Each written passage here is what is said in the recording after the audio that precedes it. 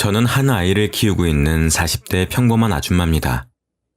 다른 나라에는 시집살이가 잘 없다고 하는데 왜 이렇게 우리나라에서만 심한지 아직도 잘 모르겠어요. 지금은 이혼을 했지만 안면몰수한 그 사람들을 생각하면 아직도 치가 떨립니다. 결혼하기 전까지는 몰랐다가 결혼 직후부터 저는 끔찍한 시집살이에 시달렸어요. 결혼을 준비하는 과정에서는 그다지 과한 예단이나 혼수를 요구하지도 않았고 다른 집들과 마찬가지로 적당한 수준의 가격에 맞춰서 각자 모은 돈으로 결혼식을 올렸습니다.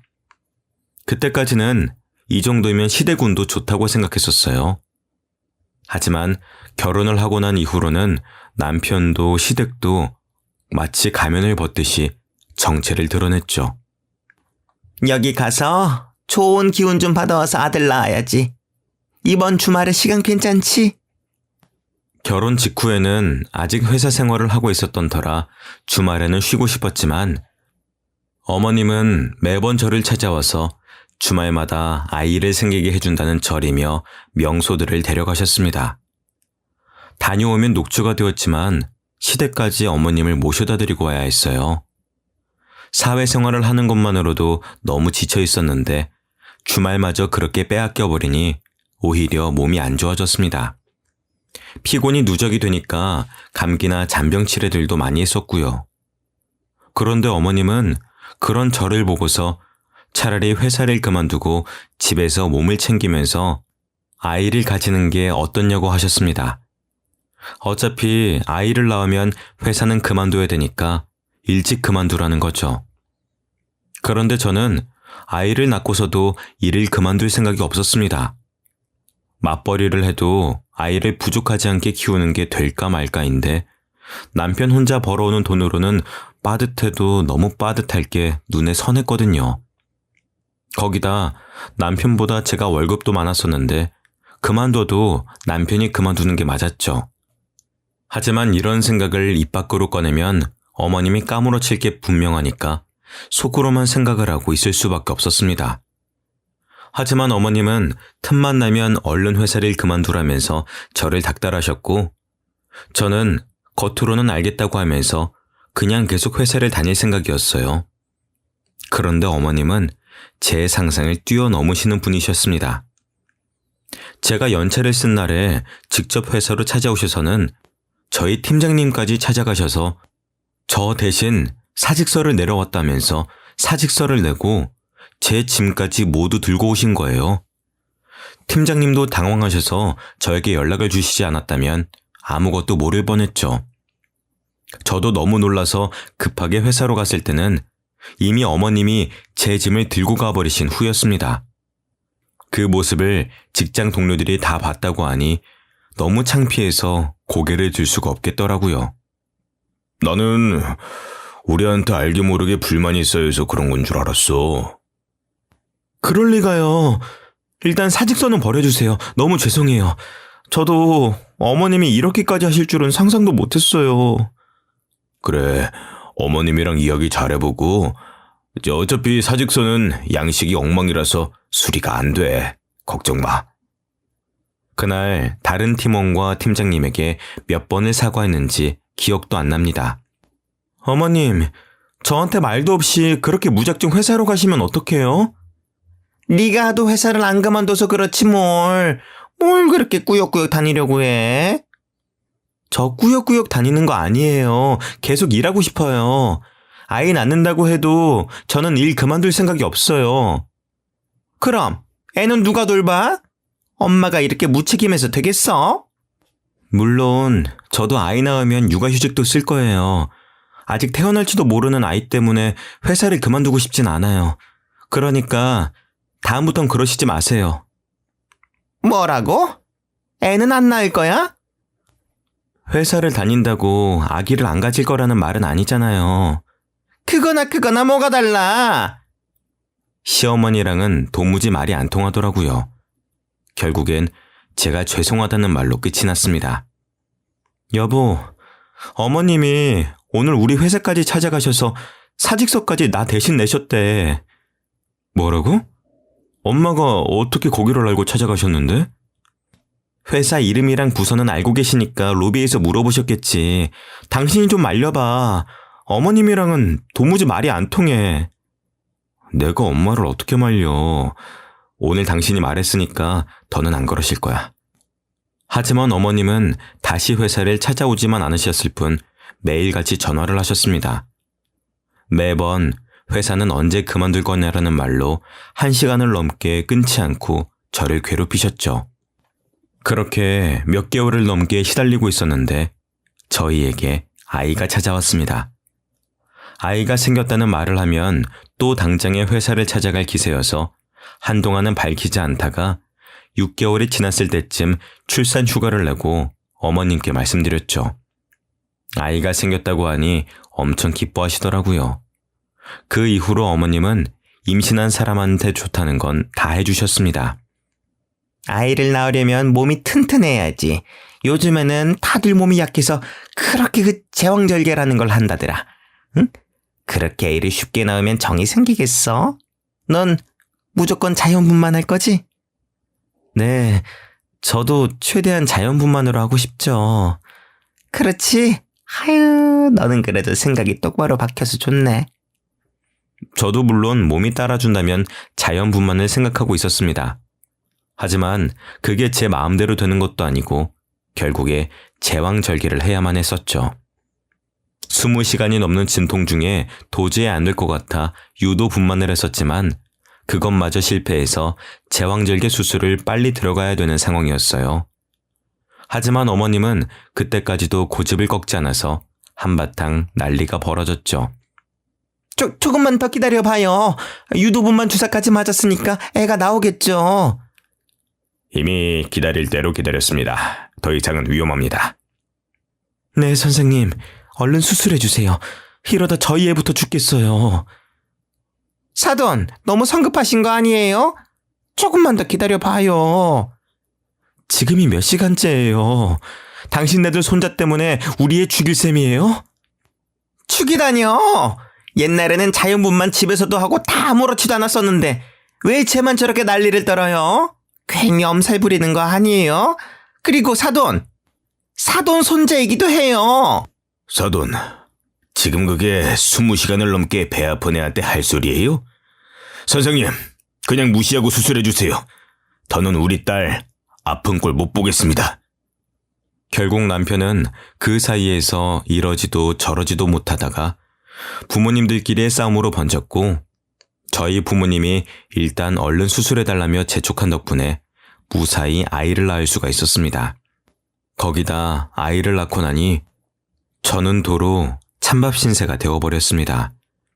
아직 몸이 퉁퉁 부어서 앉는 것도 힘들었었는데 어머님은 제 병실을 떠나질 않으셨습니다. 그래서 애는 또 언제 볼 수 있다니? 병실에는 언제부터 같이 있을 수 있대? 그건 조금 있다가 간호사분 들어오시면 물어볼게요. 그렇게 멍하니 있지 말고 운동도 할 겸 직접 가서 물어보고 와.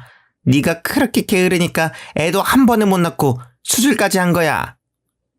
2인실을 혼자 쓰고 있는데 몸도 건강하신 어머님은 굳이 저를 시켜 먹으려고 하셨습니다.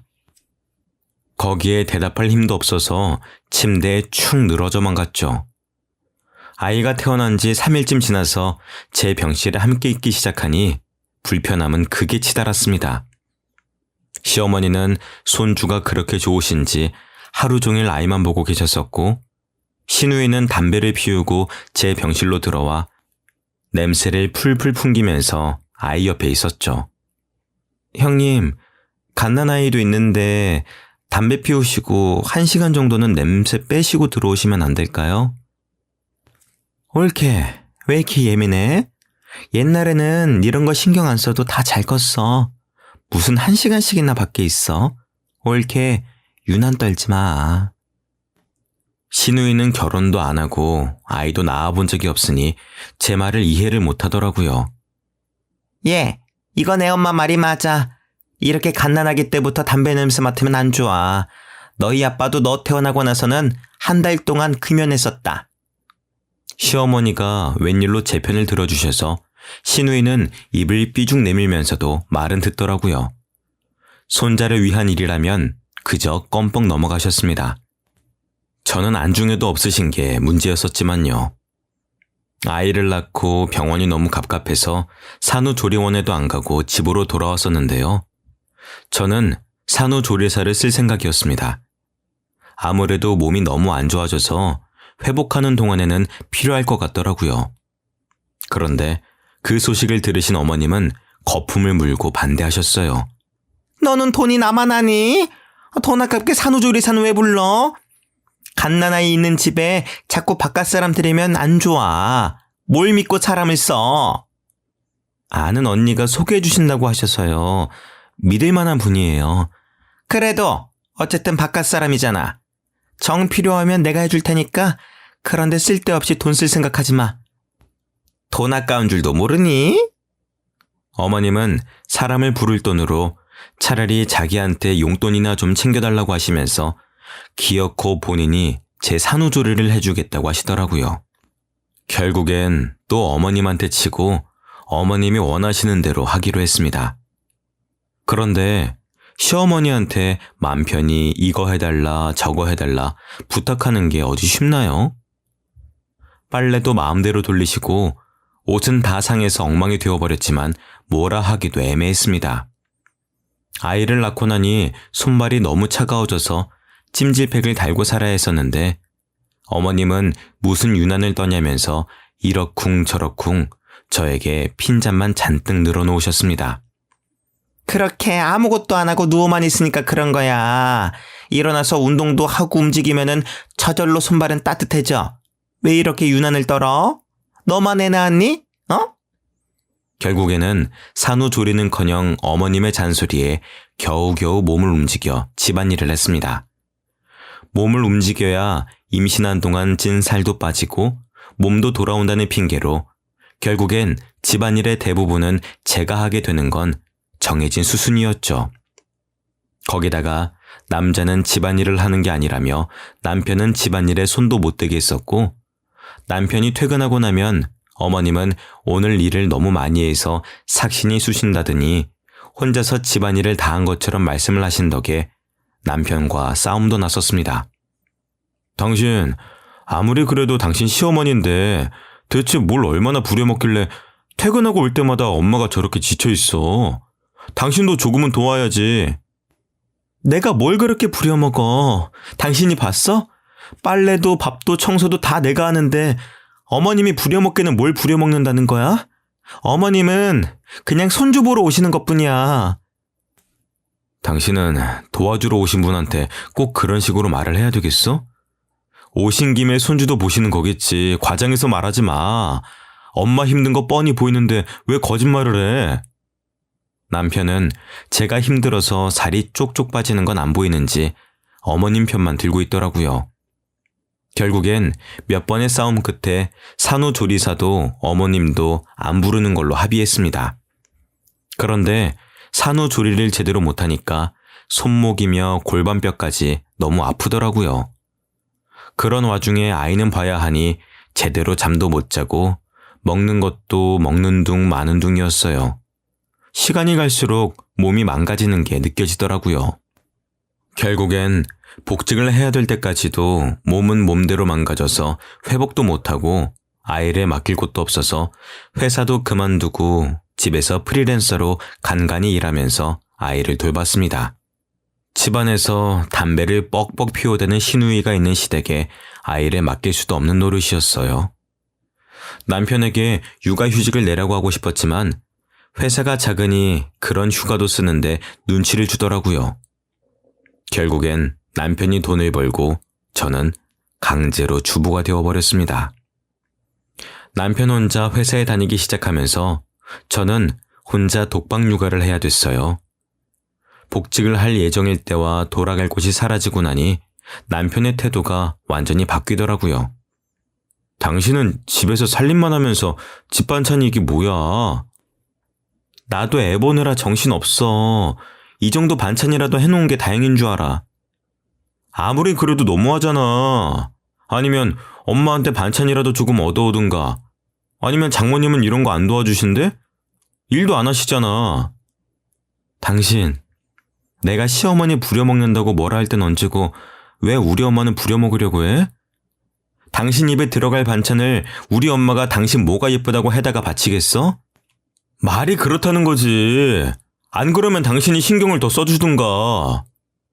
뭐가 그렇게 불만이 많은지 제가 뭘 하든 불만이 튀어나오기 바빴습니다. 전업주부로 사는 동안 남편이 저를 무시하는 말에 오기가 생겨서 어떻게든 다시 복직해서 그런 소리가 쏙 들어가게 해주고 싶었죠. 그래도 2년쯤 지나서 아이가 어린이집을 다니면서 조금 여유가 생겼어요. 낮에 혼자 있는 시간에는 물리치료라도 받으면서 몸을 회복하려고 했습니다. 저도 몸을 회복하고 회사도 복직하고 싶었거든요. 하지만 시어머니는 그것마저 불만이셨습니다. 너 저번에 산후조리사 쓴다고 할 때부터 알아봤다. 돈 쓰는 귀신이야 아주. 세상 사람들 다 너만큼은 아파. 고작 그런 걸로 무슨 물리치료야? 남편은 시어머니가 대놓고 저에게 뭐라고 하는데도 아무 생각 없이 있더라고요. 제 커리어도 무너지고 몸까지 망가져가며 아이를 낳았더니 그건 아주 당연하다는 듯 구는 게 너무 서러웠어요.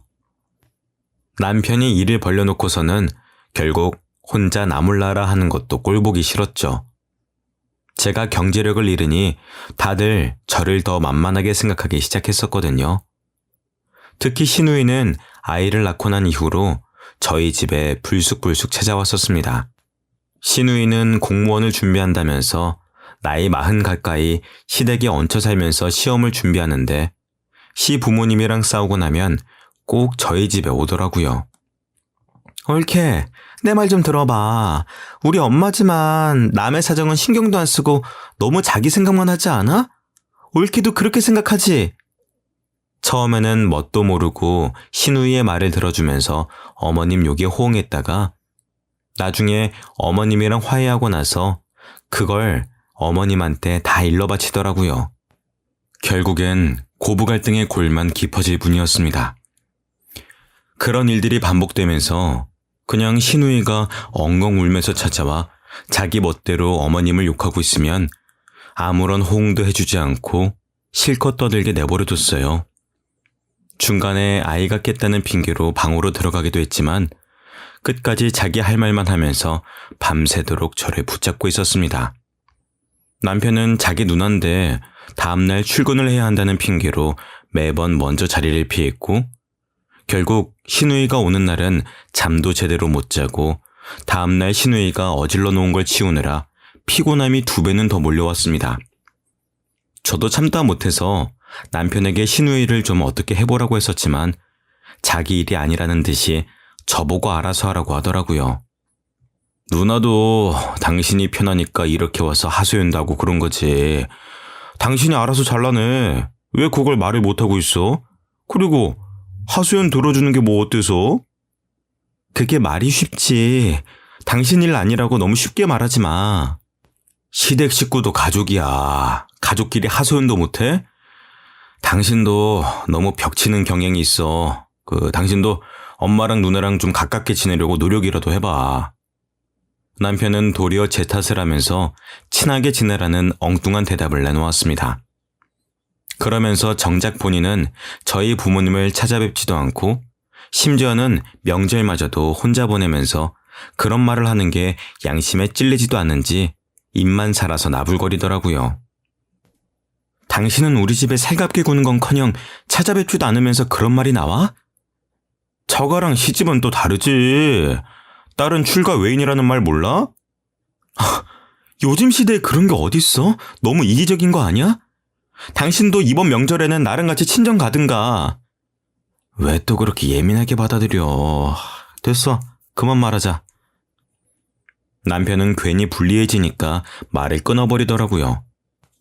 엄마가 아이를 낳을 때 시어머니가 고집 부리던 걸 가만히 보고만 있던 남편에게 한 소리 하셨었거든요. 그 일 이후로는 저희 부모님은 뵙기 껄끄러운지 명절에도 저만 혼자 친정으로 보내더라고요. 저희 부모님은 괘씸해하는 듯 하셨지만 굳이 남편을 따로 찾진 않으셨습니다. 그렇게 저만 따로 명절에 찾아가는 게 익숙해졌을 때쯤 일이 터졌습니다. 명절에 친정에 가니까 엄마가 안색도 안 좋고 몸이 퉁퉁 부어있더라고요. 엄마, 얼굴이 왜 이래? 안색이 너무 안 좋은 거 아니야? 몸도 부은 거 같은데? 내버려둬. 그냥 나이 먹으니까 안색도 안 좋아지는 거지. 몸도 이거 나이 들어서 살찐 거야. 아무리 나이를 먹었다고 해도 이건 심하잖아. 병원도 안 가봤지? 이런 걸로 무슨 병원까지 가. 괜찮아. 조금 쉬면 다 괜찮아져. 조금 쉬고 괜찮아지는 거면 병원은 왜 있어? 얼른 옷 입어. 병원 가자. 얘가 왜 이래? 됐어. 공휴일이라서 병원비도 비쌀 텐데. 나중에 연휴 끝나고 내가 가볼 테니까 얼른 앉아. 엄마는 한사코 연휴가 끝나면 가볼 테니까 신경 쓰지 말라고 했었지만 지금까지도 안 갔는데 연휴가 끝난다고 갈 리가 없었어요. 결국엔 엄마를 억지로 일으키다시피 해서 병원으로 향했습니다. 그런데 병원에서 가보니 응급실에서도 저희 엄마 상태를 보고 몇 가지 질문을 하더니 표정이 심각해져서는 검사를 한번 받아야 될 것 같다고 하더라고요. 아유, 됐어요. 여기서 주사 한 방 맞으면 다 괜찮아질 텐데 뭘 그렇게까지 해요. 엄마는 괜히 의사가 쓸데없는 검사를 한다면서 제 말도 듣지 않으셨죠. 그래도 이왕 여기까지 왔는데 검사 받아보기나 하자. 그래요. 아빠 말이 맞아. 엄마 지금 피곤해서 그런 게 아니라니까? 엄마는 결국 아빠와 제가 설득에 설득을 거듭한 후에야 검사를 받아보셨습니다. 검사를 해본 결과 엄마가 신장 기능이 너무 떨어져서 투석을 받아야 된다고 하더라고요. 지금까지 어떻게 참으셨어요? 혈뇨도 보시고 몸이 안 좋은 걸 느끼셨을 텐데. 저는 그냥 나이 들어서 그런 줄 알았죠. 많이 심각한 건가요? 당장 투석 일정부터 잡아야 될 것 같습니다. 일단 입원하셔서 이번 주부터 일단 투석 들어갈게요. 이번 주부터요? 병원 왔다 갔다 하면서 받는 거 아닌가요? 그건 환자분들 상태마다 다른데 환자분은 상황이 심각하셔서 일단 입원하셔야 됩니다. 신장 이식 받으시면 제일 좋은데 혹시 가능하신 분 있으신가요? 저요. 제가 할게요. 너는 몸도 안 좋은 애가 무슨 이식이야. 내가 할게. 너희 엄마 이렇게까지 될 동안 몰랐던 나도 책임이 있어.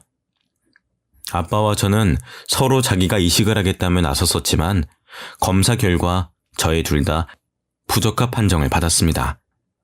아빠는 당뇨가 있으신 데다 저도 신장 기능이 떨어지는 편이라 이식이 안 된다고 하더라고요. 괜히 제가 몸 관리를 못해서 이식을 못 해드린다는 마음에 너무 죄송했습니다. 안 맞을 수도 있지. 그게 어디 네 마음대로 되는 거니? 신경 쓰지 마. 엄마는 신경 쓰지 말라고 하셨었지만 그게 어디 마음이 편하겠어요? 명절 내내 엄마와 아빠와 병원에서 생활하다가 축 처진 채로 집으로 돌아갔습니다. 안 좋은 일이 있었다는 게 얼굴에 다 드러났는지 남편이 웬일로 친정에서 있었던 일들을 묻더라고요. 당신 처가에서 무슨 일 있었어? 왜 이렇게 표정이 안 좋아? 엄마, 병원에 입원하셨어. 입원? 갑자기? 어디가 안 좋으신 건데? 사고라도 당하신 거야? 신장이 안 좋으셔서 신장 이식자 구할 때까지 투석 받으셔야 된대. 당신이나 장인어른 신장은 안 맞대? 당연히 다 검사해 봤지. 아빠는 당뇨라서 안 되고 나는 신장 기능이 떨어진대. 그럼 이식은 누구한테 받으실 수 있는데? 기증자 기다려야지. 빨리 나타나야 할 텐데. 남편은 제가 기증자를 기다린다는 말에 입을 꾹 다물더라고요. 괜히 제가 남편에게도 검사를 받아보라고 할까봐 그러는 게 뻔히 보였어요. 그리고 며칠이 지나고 남편은 괜히 찔렸는지 병문안을 가자고 먼저 이야기를 꺼내더라고요. 그래도 병문안은 가봐야지. 병원이 어디라고 했지? 나 퇴근하고 같이 가자. 그리고 병문안을 가보니 남편이 왜 병문안을 가자고 했는지 알 것 같았습니다. 장모님 소식 듣고 제가 얼마나 놀랐는데요. 몸은 괜찮으세요? 괜찮아. 뭘 그렇게 걱정을 해. 신경 쓸 필요 없어. 마음 같아서는 제 신장이라도 이식해드리고 싶었는데 얼마 전에 회사에서 건강검진을 해보니까 저도 당뇨가 조금 있더라고요. 도움이 못 돼드려서 죄송해요.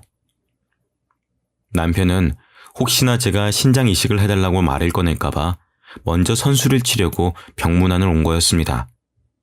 어찌나 안타까운 척을 잘하는지 깜빡 속아 넘어갈 뻔했죠. 검진 결과서라도 들고 오라고 따지고 싶었지만 괜히 몸도 안 좋은 엄마 앞에서 목소리를 높여봤자 좋을 게 없으니 꾹 참고만 있었습니다. 남편은 제가 이럴 거라는 걸 알고 저희 부모님이 계신 자리에서 말을 한 것 같았어요. 그래야 나중에 남편이 이식을 해준다고 해도 몸이 안 좋은 사람에게 못할 짓이라며 안 받으실 테니까요. 남편이 이런 데는 머리를 잘 굴리더라고요. 그런데 1인실이라 그런가 아버님 짐도 꽤 많아 보이시네요. 입원하고 난 이후로는 그냥 나도 여기서 같이 지내고 있어. 집은 가끔씩 옷만 새로 가지러 갈 때 가고 나머지는 그냥 여기서 살고 있지. 병문안을 갔다가 돌아오는 길에 남편이 하는 말은 어이가 없었습니다. 근데 장인어른하고 장모님 두 분 일도 안 하시는데 1인실 비용은 어떻게 감당하시려고 저렇게 대책도 없이 떡하니 잡아놓으신 거야? 미리 말하는데 난 병원비 못 보태드려. 남편은 혹시나 자기에게 도움을 청할까봐 걱정이 됐었는지 미리 차단을 해버리더라고요. 어처구니가 없었습니다. 저희 부모님이 일을 안 하시긴 했지만 살고 있는 빌라 건물주이시거든요. 그 빌라 말고도 다른 건물 2개가 더 있으시고요. 젊은 시절에 악착같이 모아서 저 다 키워놓으시고 재테크 하시던 게 대박이 나셔서 그제서야 건물도 몇 채 사놓고 겨우 노후 자금을 모으시기 시작하신 정도였어요. 그러니 돈을 안 쓰시는 게 습관이 되셔서 병원에도 안 가려고 하시고 겉보기로만 봐서는 건물주라는 걸 모를 정도였거든요. 어차피 빌라도 관리를 해야 되니까 그 건물에서 살고 계신 거였는데 남편은 그걸 보고 저희 집이 가난하다고 믿고 있는 것 같았습니다. 당신이 보태줘봤자 뭐 얼마나 보태줄 수 있다고 그렇게 말해? 애초에 당신한테 손 벌릴 생각도 없었어. 그러면 말고 당신 나중에라도 딴소리 할 생각하지 마. 당신이 먼저 그렇게 말한 거야. 남편은 퍽이나 걱정이 됐었는지 끝까지 돈은 못 보탠다는 말을 하더라고요. 어쩌다가 이런 남편을 만난 건지 제 자신이 너무 한심스러웠습니다. 그리고 얼마 지나지 않아 신우이가 또 저희 집으로 찾아왔어요. 하지만 술도 마시지 않았고 밤이 아닌 아침부터 찾아왔다는 게 평소와 달랐습니다. 심지어는 손에 과일도 한가득 들고 왔더라고요. 형님, 이렇게 아침부터는 어쩐 일이세요? 왜? 올키가 혼자 집안일하기 힘들 테니까 내가 도와주려고 왔지. 그동안 신세진 것도 많은데 이렇게라도 갚아야 되지 않겠어? 신우이는 무슨 바람이 들었는지 저희 집에 들어와 처음으로 집안일을 도와주더라고요. 웬일로 조카 앞에서 담배 냄새도 다 털어내고 들어오는 모습에 뭔가 꿍꿍이가 있는 건가 의심부터 하기 시작했는데 역시나 제 예상이 맞아떨어졌습니다. 올케네 부모님 집 빈다면서? 소식 다 들었어. 병원에서 거의 사신다며. 네, 그런데 왜요? 그럼 올케 부모님 집은 비는 거 아니야? 다른 게 아니라 나도 이제 독립할 때가 된 것 같아서. 지금 뭘 말씀하시고 싶은 거예요? 저희 집이라도 빌려달라는 말씀이세요? 어차피 두 분 다 병원에서 생활하신다면서 집 비워놓으면 뭐해? 내가 들어가서 깨끗하게 살게. 나도 나이가 있는데 이제 독립도 해야지. 네, 독립하세요. 누가 하지 말라고 했어요? 형님이 독립하시는 거랑 저희 부모님이 집이 비는 건 완전히 별개 문제죠. 저희 부모님 짐도 있는데 어떻게 남을 집에 들여요? 가족끼리 꼭 그렇게 선을 그어야 되겠어? 올케랑 내가 가족이니까 올케 부모님이랑도 가족이지. 어떻게 남이야. 짐 있는 건 난 신경 안 쓰니까 괜찮아. 가족이요? 그렇게 가족 운운하시는 거 안 부끄러우세요? 그렇게 가족 같은 사이인데 저희 엄마 병문안이라도 한번 오셨었어요? 신장 이식이라도 해주실 거예요? 옳게 사람 그렇게 안 봤는데 무섭네. 지금까지 우리 신장이나 노리고 있었던 거였어? 제가 왜 이식을 못 해드리는데요? 아이 낳고 제대로 몸 관리할 틈도 없어서 그런 거잖아요. 형님이 먼저 그런 식으로 말 안 꺼내셨으면 저도 이런 말 안 했겠죠. 대체 사람이 어디까지 양심이 없으면 그런 생각이 가능한지 도무지 이해할 수가 없었습니다. 언제 회복하셔서 집으로 돌아오실 줄도 모르는 건데 무작정 그 집에서 살겠다는 게 제정신인가요?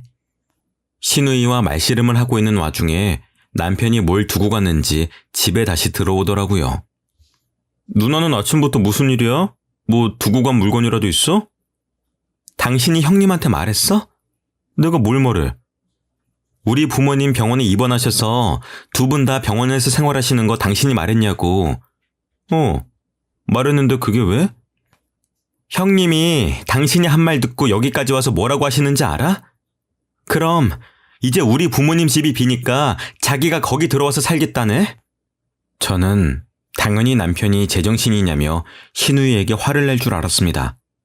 그런데 제가 사람 파악을 잘못해도 한참 잘못했던 거죠. 남편은 그럴 수도 있지 않냐면서 자기 누나가 돈 몇만 원 정도만 월세로 내고 그렇게 살면 저희 부모님도 조금이라도 돈을 받으니 좋지 않냐고 하더라고요. 저는 그렇게까지 남편의 인성이 개차반인 줄 몰랐습니다. 그럴 수도 있잖아. 어차피 비는 집이고 장모님 병원비도 한두 푼이 아닐 텐데 누나가 그 집 들어가서 한 달에 20만 원 정도만 보태드려도 이득 아니야? 너는 우리 엄마 몸이 안 좋아서 병원에 있다는 자각이 있긴 해? 거기 부모님 짐도 있고 언제 이식받아서 퇴원하실지도 모르는데 어떻게 거길 들어가서 살아? 솔직히 기증제 찾는 일이 그렇게 쉬운 일도 아니고 얼마나 오래 걸릴지도 모르잖아. 이런 식으로라도 내가 병원비를 보태주겠다는데 그것도 싫어? 그럼 말아. 난 병원비 안 보태. 누가 병원비 보태달래? 당신이 주는 푼돈 우리도 필요 없어. 누가 누구를 거지로 보는 거야? 당신 주제 파악이나 해. 형님, 독립이 그렇게 하고 싶으시면 여기서 살아요. 저는 더는 이 남자랑 못 살 것 같더라고요. 신우이에게 정독립을 하고 싶으면 저희 집에서 살라고 하고서는 그대로 짐을 싸서 저희 부모님 집으로 제가 들어왔습니다. 그동안 간병 때문에 아버지가 관리 못하시던 건물을 제가 대신하고 있었거든요. 내친 김에 그냥 제가 그 집에서 살면서 관리하기로 마음을 먹었습니다. 그게 훨씬 편하니까요. 그렇게 집을 나온 후 시어머니에게는 또 전화가 끊이질 않았어요. 너는 애가 왜 이렇게 모난 구석이 많아? 그냥 넘어갈 일도 꼭 선을 그으면서 너 하고 싶은 대로 고집을 부려야 마음이 편해? 왜 이렇게 애가 이기적이야? 어머니, 대체 누가 이기적이라는 건데요? 그렇게 가족 같은 사이라고 하시면서 병문안 한 번 안 온 사람이 뻔뻔하게 집을 달라고 하는데 그걸 참아드려야 하는 거예요? 그게 그렇게 어려운 부탁이야? 그냥 사돈 퇴원하실 때까지 빌려주는 게 뭐 그리 어려운 일이라고 일을 이렇게 복잡하게 만들어? 집 나가면 끝이야! 집 나가면 끝인 게 아니라 끝이라서 집을 나온 거예요. 저는 이제 더 같이 살 마음 없어요. 이제 가족이 아니니까 집도 당연히 안 빌려줄 거고요. 부부 사이에 끝이 그렇게 쉽니? 너희 부모 닮아서 너도 생각이 없기는 마찬가지네. 돈이 없으면 눈치라도 있어야지. 너 이혼해도 위자료는 한 푼도 못 줘. 위자료요? 그깟 푼돈 저도 필요 없어요. 그리고 저희 부모님이 생각이 뭐가 없는데요? 돈도 없으면서 병원 1인실을 쓰는 게 생각이 있는 사람이니? 그러면서 나중에 돈 빌려달라고 할 게 뻔하지 뭐. 쓸데없는 걱정하지 마세요. 저희 집에 차고 넘쳐나는 게 돈인데 남편 도움은 필요 없어요. 돈 빌려달라고 하지 않을까 걱정하던 건 저희 부모님이었다고요. 시어머니와의 전화를 끊고 얼마 지나지 않아 남편이 찾아왔습니다. 당신 정말 이런 일로 이혼하겠다는 거야? 당신 이혼이 그렇게 쉬워? 우리 애는 어떡하고? 안 쉬우니까 지금까지 참아준 거야. 당신 같은 사람 손에 애를 어떻게 맡겨? 당신 이런 식으로 나오면 위자료고 양육비고 한 푼도 못 받을 줄 알아? 당신이 위자료든 양육비든 줘봤자 얼마나 준다고 유세를 부려? 제 말에 남편은 자기가 예상한 반응과 다르게 나오자 당황한 것처럼 보였습니다. 당장 이혼 서류에 사인해. 나는 다 해놨으니까 당신만 사인하면 돼. 남편은 아무렇지 않은 척하며 보란듯이 제 눈앞에서 서류에 사인을 해버리더라고요. 그렇게 저와 남편은 이혼을 하고 법원을 나서는 길에 아빠가 저를 데리러 오셨습니다. 엄마가 아픈 후로 아빠는 엄마가 퇴원하면 여기저기 함께 다니실 거라고 비싼 외제차를 뽑아서 운전 연습 겸 시내 곳곳을 돌아다니셨었거든요. 남편은 아빠가 외제차를 몰고 나타나는 걸 보고 어안이 벙벙해 하면서 저를 붙잡더라고요. 장인어른이 어떻게 외제차까지 사고 다니시는 거야? 내가 말했잖아. 당신이 주는 푼돈은 필요 없다고. 부모님이 사는 그 빌라 전체가 아빠 명이야.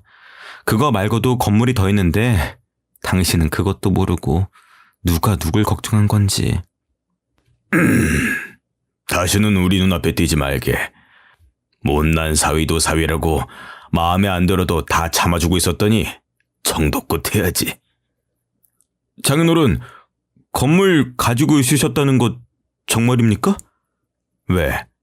이제서야 우리 재산을 들으니까 후회가 되나? 이미 기회는 지나갔어. 다시는 우리 집 사람들 눈에 띄지 말게. 알겠어? 이미 끝난 마당에 그게 진짜면 어떻고 아니면 어떡하게? 멍청하면 착하기라도 하든가. 어쩜 이렇게 하나같이 다 뒤떨어지는지. 제가 남편을 보며 비웃어주자 남편은 어안이 벙벙해서 그 자리에서 굳어버리더라고요. 저는 그런 남편을 두고 아빠의 차를 타고 그 자리를 떠났습니다. 그 이후로 상황 파악이 뒤늦게 끝난 건지 남편은 매일같이 전화를 걸어댔어요. 제가 전화를 받지 않으면 구질구질하게 문자까지 남기면서 다시 합치자고 했습니다. 여보, 내가 그동안 생각을 잘못했어. 장모님 신장이식 검사 한 번 더 받아볼게. 가족이어야지 이식 심사도 잘 통과되잖아. 그러니까 우리 재결합하자, 어? 엄마가 이식 결정이 나지 않았더라면 저도 그 말에 흔들렸을지도 모릅니다. 재결합하고 다시 이혼해서 위자료든 돈을 뜯기는 한이 있어도 엄마만 다시 건강해진다면 그 값을 지불할 생각은 당연히 있었죠. 하지만 남편이 그렇게 구질구질하게 굴 때쯤 뇌사자의 신장을 이식받기로 했습니다. 엄마는 운이 좋게 그 기증자분의 신장을 이식받을 수가 있었고 무사히 퇴원까지 할 수가 있었습니다. 그 사실을 아이에게 들었는지 아이와 만난다는 핑계로 자꾸 저와 만나려고 하더라고요. 시우도 어린데 부모가 같이 있는 환경에서 키우는 게 낫지 않겠어? 시우도 우리가 같이 살았으면 좋겠다고 하던데 엄마로서 그걸 모르는 척 할 거야? 당신 시우 핑계 대면서 재결합은 꿈도 꾸지 마. 자꾸 그러면 시우도 못 만나게 할 거야. 어떻게 그렇게 매사에 매정하게 말을 할 수가 있어? 너는 애가 불쌍하지도 않아? 너 같은 아빠는 필요 없어. 너 이혼하기 전까지 애랑 같이 시간을 보낸 적이 있긴 해?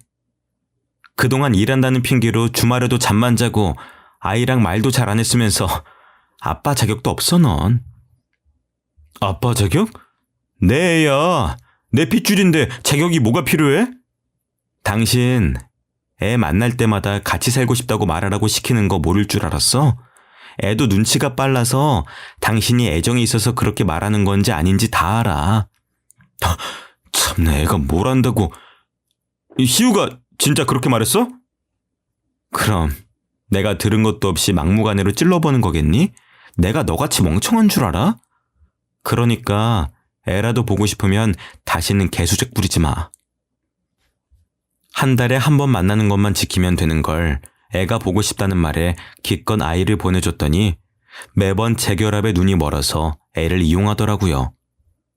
자기 아빠만 만나고 들어오면 아빠는 자기를 사랑하지 않는다며 기가 죽어서 들어와서는 있었던 일들을 말하는데 그걸 듣고 있자니 저도 점점 인내심이 바닥을 치고 있었거든요. 그래서 저도 한 번은 화가 나서 아이를 따라 나가서 직접 말을 한 거였습니다. 그 후로도 몇 번 더 질척거리긴 했었지만 제가 마음을 돌려먹을 생각이 없다는 게 티가 나니까 금세 포기하고 연락을 끊더라고요. 어이가 없었지만 엄마도 건강을 되찾으니 액땜했다 생각하고 있습니다. 그 이후로 아이는 아빠를 보고 싶다는 말도 안 하고 곧 초등학교에 들어가네요. 원래도 아빠랑 그다지 친밀한 사이가 아니어서 그런지 없어도 크게 허전함을 느끼지 못하는 것 같습니다. 아이는 아빠 대신에 할아버지가 굉장히 잘 챙겨주고 계셔요. 저희 아빠도 처음에는 태어날 때 저를 힘들게 했다고 별로 안 예뻐하셨었는데 그래도 핏줄은 핏줄인지 결국에는 옆에 끼고 사는 수준입니다. 저도 아빠가 육아를 많이 도와주신 덕분에 건강도 다시 회복하고 얼마 전에는 복직도 했습니다. 예전만큼 큰 회사는 아니지만 나름 복지도 좋고 제 경력을 이어나갈 수가 있어서 저는 만족하고 사는 중입니다. 엄마도 건강을 잘 회복하셔서 이제는 반년에 한 번씩 병원에 가보는 정도네요. 이제 저는 더 바랄 게 없습니다. 저희 가족이 모두 건강하고 행복하게만 살았으면 좋겠습니다. 여러분들도 무엇보다도 건강이 우선이라는 걸 잊지 말고 사셨으면 좋겠습니다.